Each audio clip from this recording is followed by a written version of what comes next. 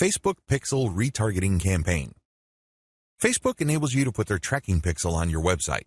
It will then track where people go on your site. If people end up at your shopping cart, for example, you can then run an ad reminding people about your site or reminding people about the products that they almost bought. They see these ads on Facebook. Whatever the case may be, Facebook Pixel Retargeting gives you another bite at the apple.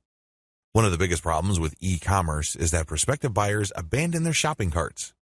A large chunk of these buyers simply decide at the last minute or at some point in the buying process to dump their shopping cart. They don't follow through. This is where the retargeting campaign begins. It's basically a way of reminding people who have already expressed an interest in whatever it is you're offering to come back. If anything, you recycle traffic that you have gotten from Facebook. Another benefit of this technology is that it pulls traffic from Facebook that you did not get from it originally. For example, if you did an independent marketing campaign completely free of Facebook, but you put a Facebook retargeting pixel on your page, when people from that independent campaign, maybe it's a forum promotion or search engine optimization or another social media platform or whatever source, go back to Facebook to check their accounts, your ad will show up. Sounds awesome, right? These are all possible through a Facebook Pixel retargeting campaign. There are 2 steps to it, and it's pretty straightforward. Install Facebook Pixel on your website. The first thing that you need to do is to install the Facebook tracking pixel on your site. To do this, you just go to Facebook's business section and look for their pixels instructions. It's pretty straightforward. Even if you're using WordPress as your content management system, installing Facebook Pixel is a breeze. Next, you need to make sure that you drive traffic to your site. This means that you have to let traffic flow to your site for quite some time before you launch a retargeting campaign. It's not a good idea to launch a campaign as quickly as possible. You have to have enough targeting pixels installed in people's browsers for this to make sense. Otherwise, there are just not enough people to work with.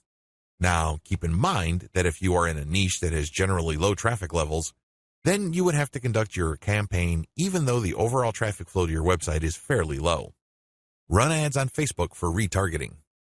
The ads that you're going to run for Facebook Pixel retargeting are going to be a bit different from the normal boosted posts or picture links that you run on Facebook. Instead, these are going to try to achieve 2 things. You can remind people about what they did. Maybe they wanted to buy something, but they changed their mind at the last minute. Perhaps they were reading some sort of conversion article and were about to enter their email address, but they didn't. Whatever the case may be, you're reminding them to come back to what they were doing before. The other thing that you can do with your Facebook Pixel retargeting campaign is to pull people deeper into your website. Usually, a website is composed of 2 parts. The first layer is the content layer, meaning you're trying to get people to know about the problem, like your particular solution, and eventually trust the solution enough so they can buy. The other part, of course, is pretty straightforward. It's all about buying. But there's a complication. A lot of people would go through the content layers, but they never make it through to the actual buying part. They never make it to your conversion page. This is where retargeting ads that pull people deeper into your website makes a lot of sense. For whatever reason, somebody reading an article on your site decides to close the window and get out of your site. You can run ads that tell them about content, but another piece of content that is related to what they were reading before. This pushes them further down the conversion funnel. Alternatively, you can run an ad that promotes your conversion page. Basically, what you're saying to the prospect is you've figured out what my website is about, and you have a clear understanding of what I have to offer. Maximizing your results from Facebook Pixel retargeting. I suggest that if you want to maximize the results you get from retargeting, promote your squeeze page. That's right.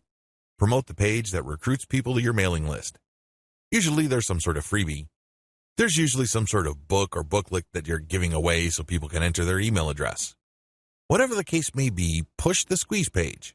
Don't dump them to your sales page unless, as I have mentioned above, they actually reached your shopping cart or conversion page and changed their minds at the last minute.